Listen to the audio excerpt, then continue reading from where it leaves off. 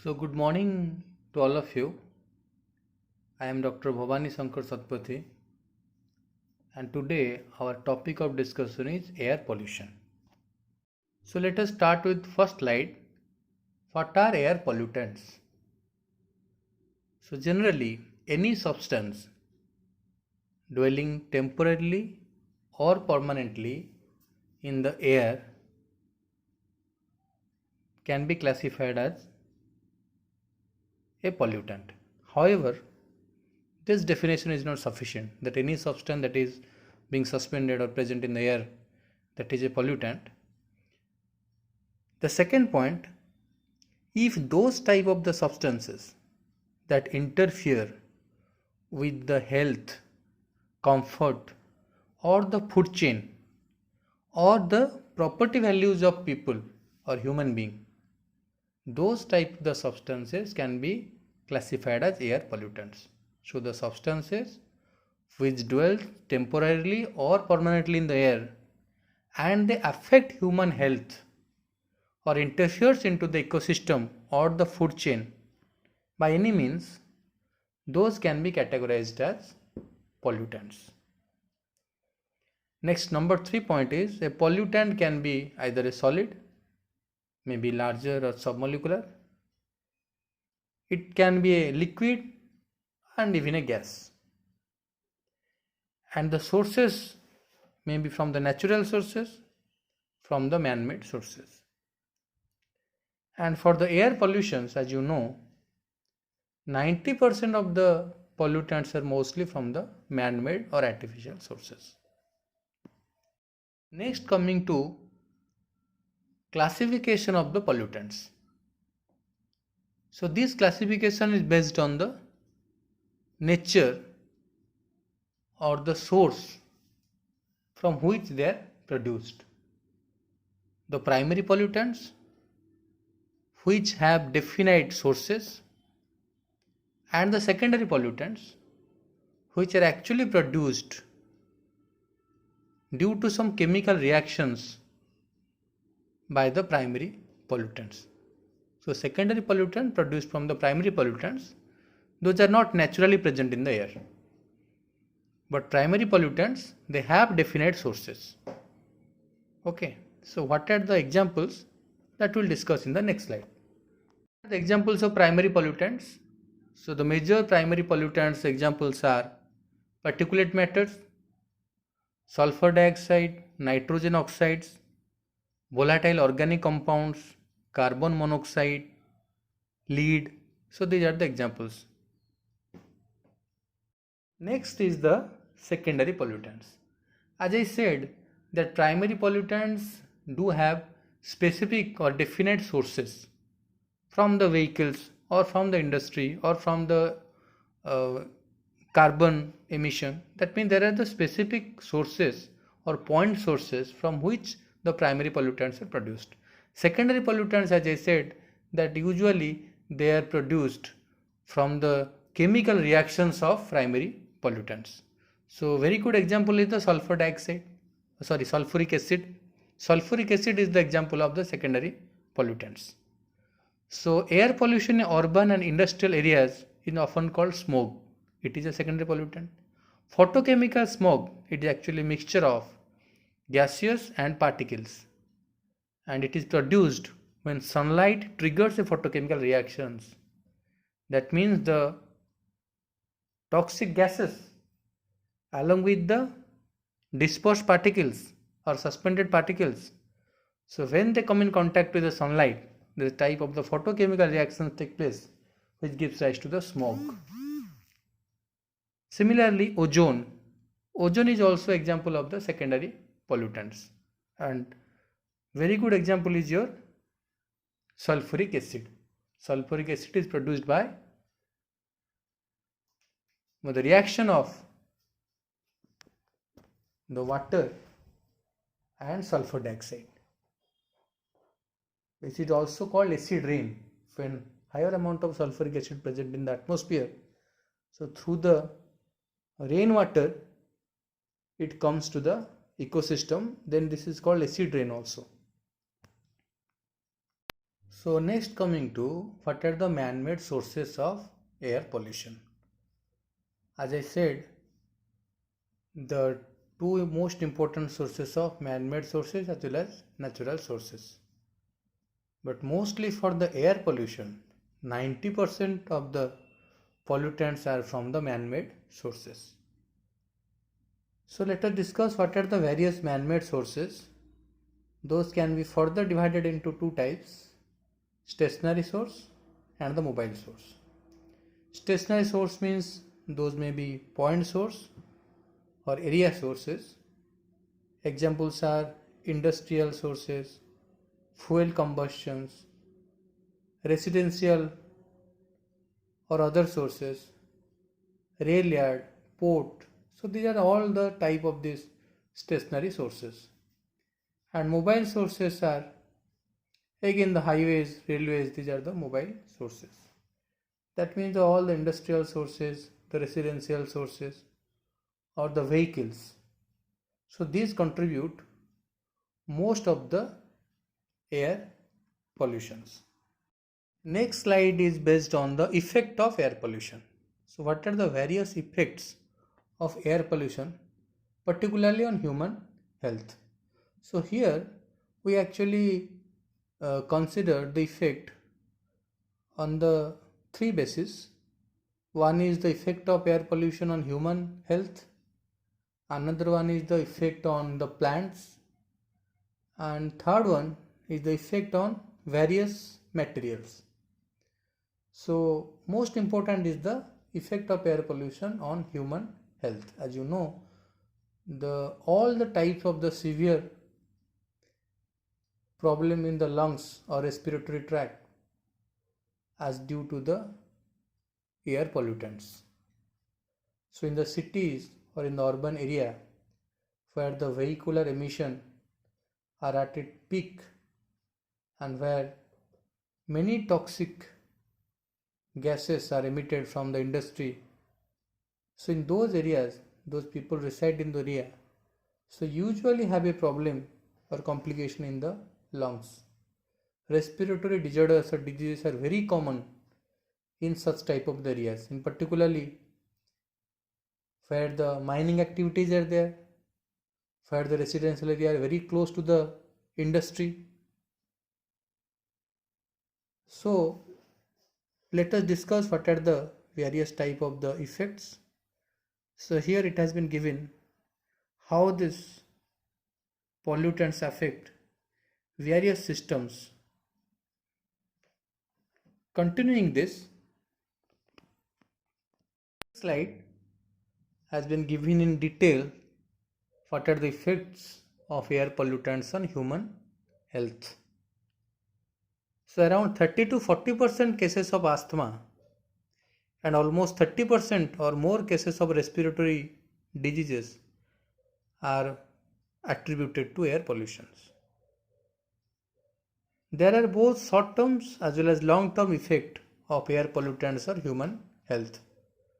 Most of the respiratory complications obviously are long-term or chronic exposure. Short-term effects include irritation to nose, eye, irritation to throat, bronchitis, headache, etc. Whereas the long-term effect include lungs disease, chronic respiratory problems, even the problems to heart, brain and eyes. And as you know, asthmatic patients are very much sensitive to such air pollutants. Eye irritation particularly caused due to the toxic nitrogen oxides, ozone, particulate matters, and also sulfur dioxide and other sulfur containing components. So in the next slide, other examples are also given here, that gaseous pollutants like H2S, hydrocarbons, so they are also very irritating and they may cause severe respiratory problems. Particularly carbon monoxide, sulfur dioxide, nitrogen oxide, so these are highly dangerous. High increase in air pollutants, so in turn increases the mortality rate also. And as you know that bronchitis and asthma, these are very common. Carbon monoxide and nitrogen oxide, they react with hemoglobin and reduce oxygen carrying capacity of blood. So this is a natural phenomenon that, as you know, that hemoglobin carries oxygen, and in place of oxygen, if carbon monoxide is available inside the body, so hemoglobin ironically has more affinity towards carbon monoxide than towards oxygen. So naturally, when carbon monoxide is available in place of oxygen, or when you inhale more amount of the carbon dioxide, it enters into your blood. So hemoglobin will choose carbon monoxide over the oxygen, and it will form carboxyhemoglobin instead of oxyhemoglobin. Now the formation of the carboxyhemoglobin subsequently decreases the oxygen capacity of the blood, and obviously it causes a typical condition hypoxia. The cells or the tissues in the body, they will not get sufficient amount of oxygen, and it is a severe condition arises when the tissues or cells will not get oxygen. Obviously they cannot metabolize and they start dying. So carbon monoxide is very much dangerous, and in particular from the vehicles, from the combustion of the petrol or diesel, carbon monoxide is produced. Similarly, heavy metals like lead, that is another source of severe poisoning. So traces of the heavy metals like lead, they are also present in the atmospheric gases, though it is a solid substance. However, in very ultra structure, so it may present for a long time, may suspended in the long time in air, and it has severe consequences. It may damage to the liver, to the kidneys. Next, coming to effects on human body, here actually some specific air pollutants and what are their effects. So those have been presented in a columnar form. So first example is the carbon monoxide. Example and effect is it interferes the blood ability to carry oxygen. As I said, that carbon monoxide, it forms carboxyhemoglobin that comes in contact with hemoglobin, and it causes severe problem. High dose of carbon monoxide in the blood even lead to the coma, and mild doses it cause headache, tiredness and other complications. Similarly, another example is the ozone. Ozone is the secondary pollutant. So ozone reacts with the lung tissues. It may cause harmful changes in breathing, decreases the working ability of lungs, and also causes eye as well as throat irritation. Next example is sulfur dioxide. Sulfur dioxide may constrict the air passage. It may create asthma and breathing problems, particularly in children. Next example is given suspended particulate matter, SPM, that is the smaller particles, ultra micro size or nano size particles that remain suspended in the atmosphere, and upon inhalation they may settle in the lungs for a long period of time and may even enter in the alveoli of lungs, and where they are very difficult to remove out from the body. And on chronic exposure of such conditions, severe lung problems or lungs damage may occur. So here the examples are continued in this slide. Lead, nitrogen oxide, another is the PAN, peroxyacetyl nitrate. So these are also the major air pollutants. Lead, though present in trace quantity, however it has severe effect on the blood, brain, nerves, and even it can cause kidney damage. Similarly, PAN, peroxyacetyl nitrate, it has also effects It may cause eye irritation, sneezing, may cause cough and cold, and other type of the lungs problems. Next slide, we will discuss what are the effects of air pollutants on plants. Previously, we discussed about the effect on human beings or human health, that is most important. However, effect on the plants are also important because mostly in the area where the air pollution is maximum, the plant growth is also affected. High amount of the pollutants in air, it decreases the agricultural yield, growth of the vegetables. It may causes leaf injury and damage to young plants, that young leaves. So they may come across necrosis. Necrosis may occur in the young leaves, decreased growth rate and increased death rate. So high amount of the carbon dioxide or carbon monoxide, though the plants absorb carbon dioxide during photosynthetic process. However, for the respiration process, in the night time, the plant also requires oxygen. So whenever the toxic component in the air increases beyond its limit, so along with the human beings, the plants are also heavily affected.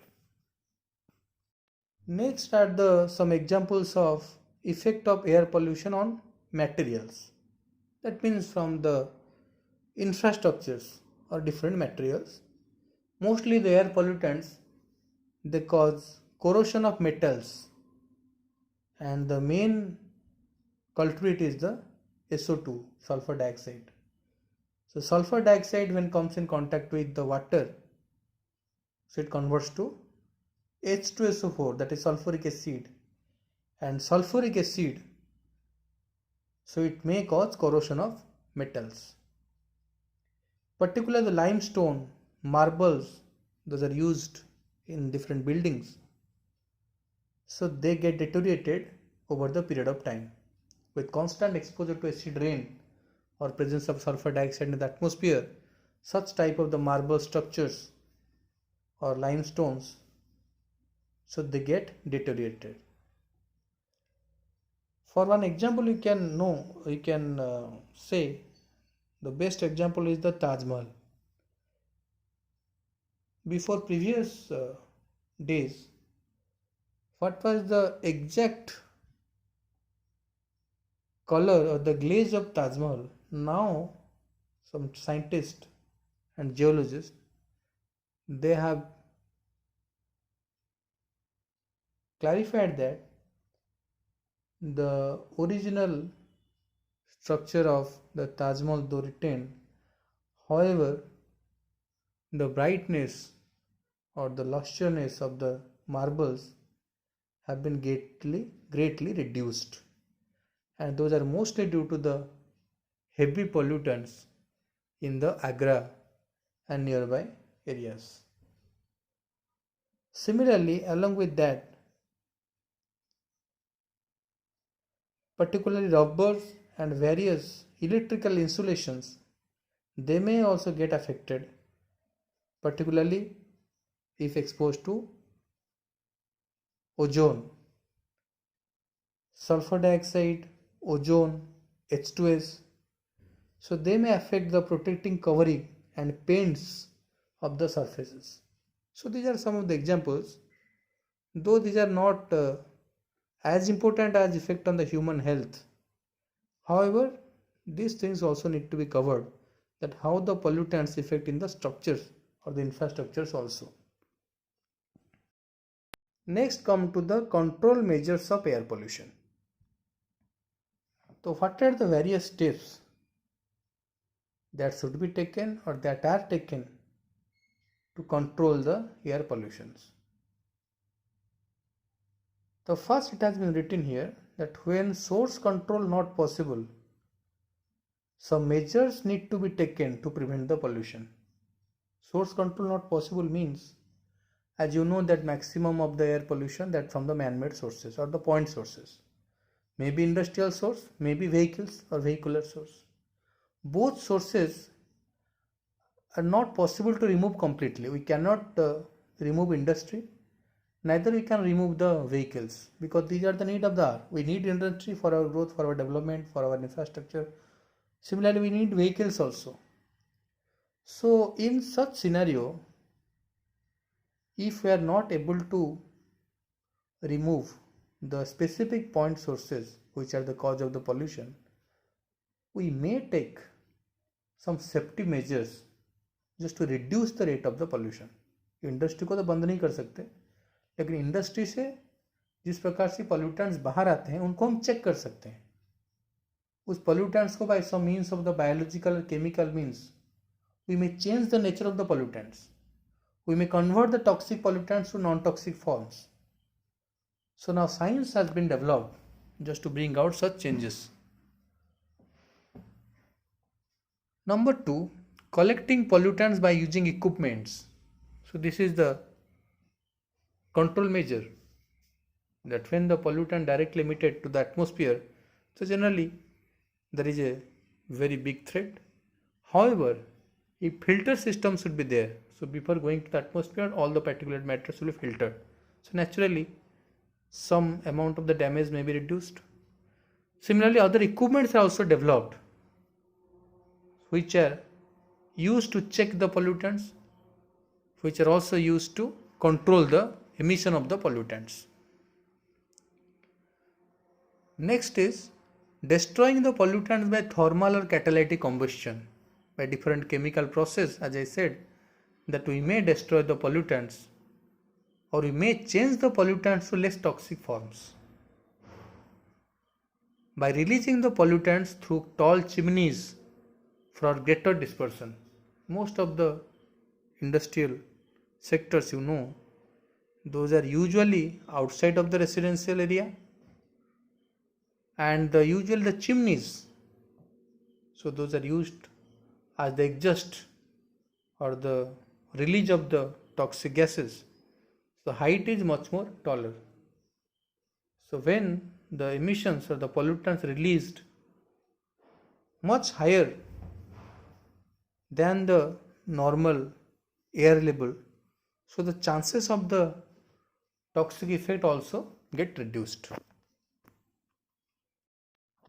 What are the other measures that can be taken, decided in the next slide? So here it has been written that ensure that the houses, schools, restaurants and playgrounds should not be located on busy streets or where the pollutions are much more in that area, particularly the residential area or the schools, the restaurants, they should not be there. And next is very common thing, that plant a tree.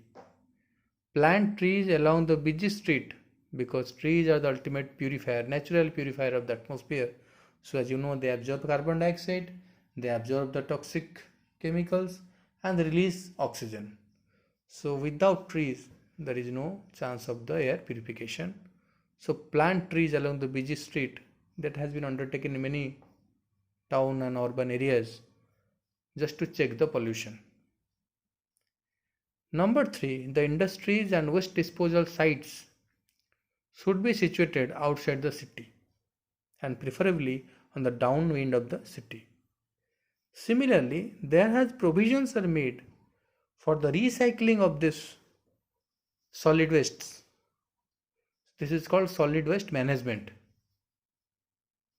So there are the processes by which the waste materials or the toxic chemicals that can be converted into a lesser toxic forms. So catalytic converters should also be used to control emissions of carbon monoxide and hydrocarbons. So these are also being used in many places to control the emission of these toxic gases.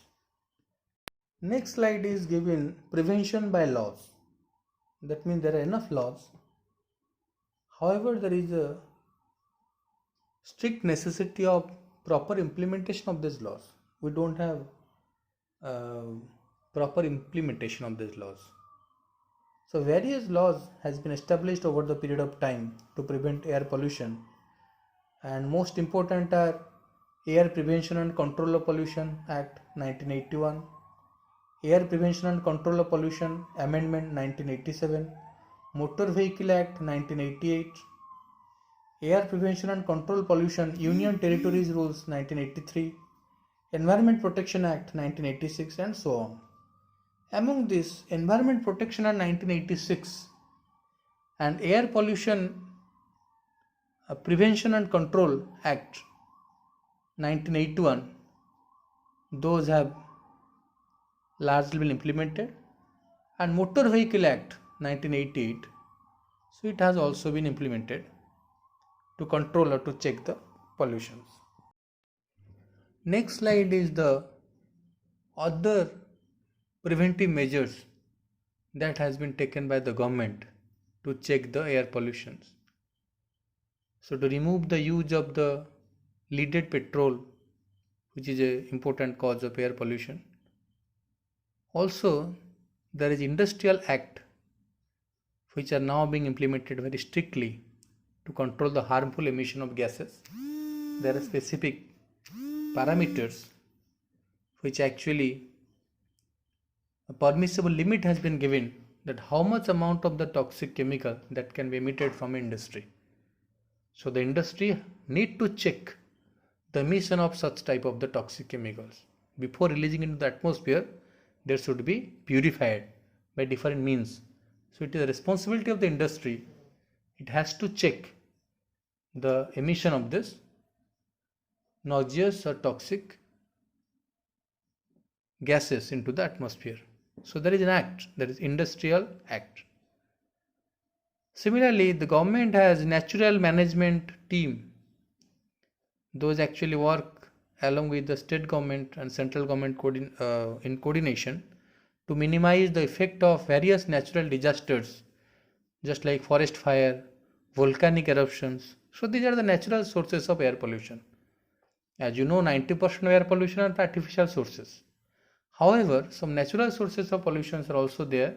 Example as volcanic eruptions, volcanoes or the forest fire. As you noticed that before few months there was severe forest fire in Australia. So where lots of damage to the wildlife and other forest resources are there. So this is coming under the natural disaster management team. The government has its own natural disaster management team. So those also work in coordination with the state governments. So in case such type of the natural disaster occurred, which lead to air pollution.